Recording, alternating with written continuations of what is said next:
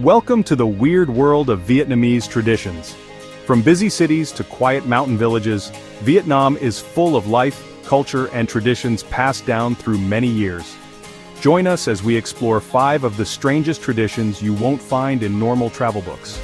Get ready for amazing old rituals, colorful festivals, and customs so unique they might surprise you. We'll see daring acts, learn about love and marriage in the past, and try foods that are both interesting and maybe a little yucky. This is Jet Lag Life, and we'll show you the unexpected and extraordinary things about Vietnam. So, subscribe and get ready for an unforgettable trip. High in the mountains of northern Vietnam live the Pa Then people. This ethnic group, with a population of just a few thousand, has managed to preserve its unique cultural identity despite the rapid modernization happening around them. Their traditions are very old, and their customs are mysterious. The Pa then have a rich cultural heritage that includes vibrant festivals, intricate weaving, and unique spiritual practices. One of their most interesting practices is how they bury their dead. This ancient custom has fascinated anthropologists and travelers alike. For many years, the Pa then have put their dead not in the ground, but in coffins high up on cliffs. This practice is not just a method of burial, but a profound expression of their beliefs. These hanging coffins aren't just resting places. They are symbols of the Pa Then's deep spiritual beliefs and their connection to the natural world around them. They show the Pa Then's spiritual beliefs and connection to nature. The Pa Then believe that nature is imbued with spirits and that the mountains are sacred. They believe this brings the dead closer to heaven, their ancestors, and mountain spirits. This proximity is thought to ensure that the spirits of the deceased can watch over the living and provide guidance. These coffins, often made from one tree trunk, are lifted with ropes and bamboo. The process of creating and placing these coffins is labor-intensive and requires the cooperation of the entire community. It's a serious ritual that shows how important it is to honor the dead. The community gathers to perform ceremonies led by a shaman who communicates with the spirits and ensures that the deceased's journey to the afterlife is smooth. But why cliffs? The Pa then believe higher coffins mean the dead are closer to heaven and a better rebirth. This elevation is symbolic, representing the soul's ascent to a higher plane of existence. The cliffs are like bridges between the living and the dead. They serve as a physical and spiritual link, ensuring that the deceased remain an integral part of the community. Today, this practice is less common because of modern life. The pressures of modernization and the influence of other cultures have led to a decline in traditional practices. But the remaining coffins remind us of a time when life and death were connected to nature. They stand as silent sentinels, preserving the memory of a culture that revered the natural world and its mysteries. In the beautiful Sapa region with its rice fields like green steppes, lies a tradition that is as enchanting as the landscape itself. This region, known for its breathtaking terraces that cascade down the mountainside, is home to the Hmong people, who have cultivated these lands for centuries. The lush greenery and the serene environment set the perfect backdrop for a unique cultural event that draws people from far and wide. There's a tradition as amazing as the Love Market. This market is not just a place for trade, it is a celebration of life, love, and community. The Hmong people, with their rich cultural heritage, gather here to partake in an event that has been passed down through generations. Held once a year, it's full of music, dance, and ways of finding love that have been around for a long time.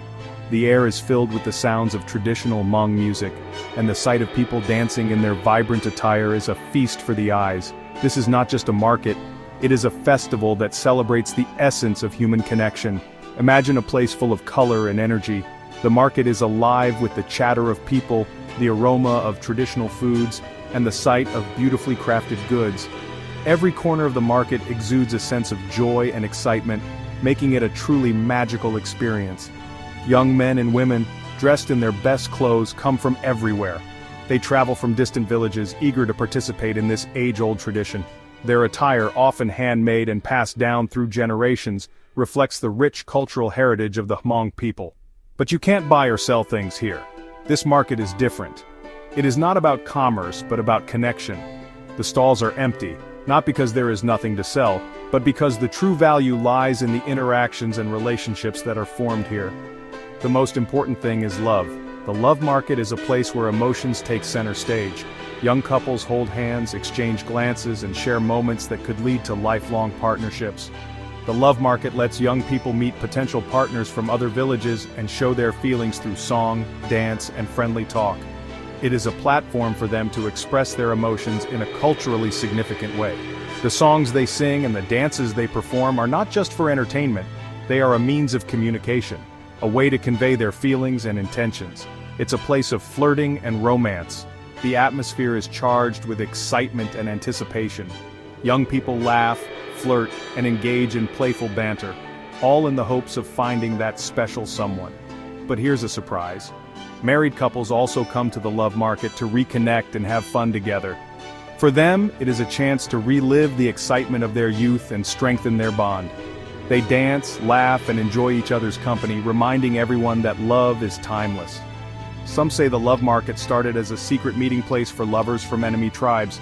These secret meetings were a way for them to defy the odds and find love despite the barriers that separated them.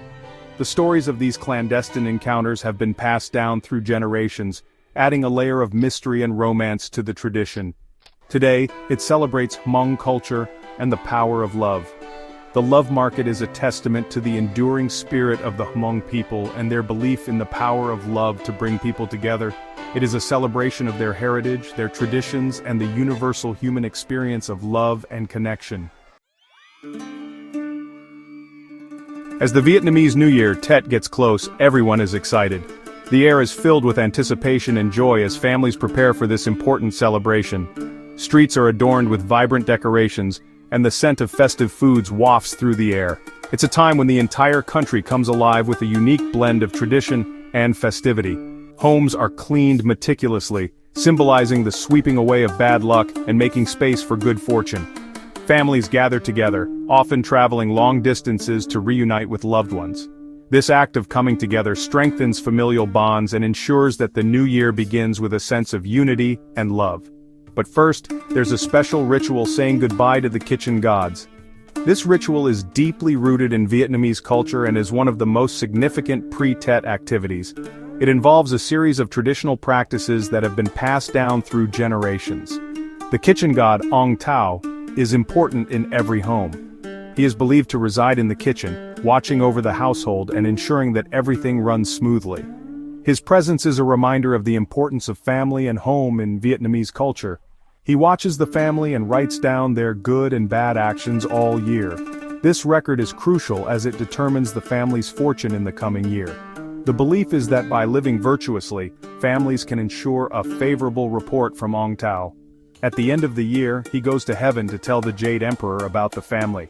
This journey is a significant event, as the Jade Emperor is the supreme deity who oversees the fate of all humans. The report given by Ong Tao can influence the family's luck and prosperity in the new year. Families give Ong Tao special food, incense, and paper money. These offerings are a way to show respect and gratitude for his protection and guidance throughout the year. The food often includes traditional dishes that are believed to please the kitchen god, but the strangest part is how he travels, on a live carp. This unique mode of transportation is steeped in symbolism. The carp is seen as a strong and resilient creature, capable of overcoming great obstacles, much like the journey to heaven. The carp, a symbol of strength, carries Ong Tao to heaven. This belief highlights the importance of perseverance and strength in Vietnamese culture. The carp's journey is a metaphor for the challenges and triumphs that families face throughout the year. On Tet Eve, families put the carp in a river, sending the kitchen god away with good wishes. This act is both a farewell and a prayer for a favorable report to the Jade Emperor. It is a moment of reflection and hope, as families look forward to the new year with optimism. This ritual is a mix of old beliefs and new practices. While the core traditions remain, many families incorporate modern elements, making the celebration uniquely their own. This blend of old and new reflects the dynamic nature of Vietnamese culture. It's a time to think about the past year and start the new year fresh. The ritual of sending off the kitchen gods is more than just a tradition. It's a moment of introspection and renewal. As families prepare for Tet, they carry forward the lessons of the past year and embrace the possibilities of the future with open hearts. In northern Vietnam, there's a surprising ritual fire walking. Different groups do this old practice, showing faith, strength, and connection to nature. Imagine hot embers that could melt metal. Now imagine walking on them barefoot without getting burned. This is what firewalkers in Vietnam do. It looks dangerous, but they do it calmly. Nobody knows exactly how firewalking started in Vietnam, but some think it's a very old way to talk to spirits, show courage, and ask for protection. People watch in amazement during festivals and ceremonies. How is it possible? It might be because embers don't hold heat well, the walkers don't touch them for long, and chanting and drumming help them. Firewalking shows how strong people can be and how much we can do. Vietnamese food is known for its fresh tastes and herbs, but there's one dish that's not for everyone: tiet kan, or duck blood soup. Imagine a bowl filled with warm duck blood, herbs, spices, and peanuts. It's a dish that some people love and some people hate. Tiet kan is very traditional, often served at special events. It might be from a time when food was scarce, and people used every part of the animal. Duck blood is full of iron. Today, fewer people eat tiet kan, especially young people, because of worries about food safety and changing tastes. Whether you like it or not, tiet kan is interesting. It shows that food is more than just something to eat, it's part of culture and history. So, there are 5 strange Vietnamese traditions. From hanging coffins to firewalking, love markets to duck blood soup, Vietnam is full of surprises. Which tradition was the most surprising for you? Would you try duck blood soup or walk on fire? Tell us in the comments. Subscribe to Jet Lag Life for more amazing trips around the world. Until next time, keep exploring and finding new things.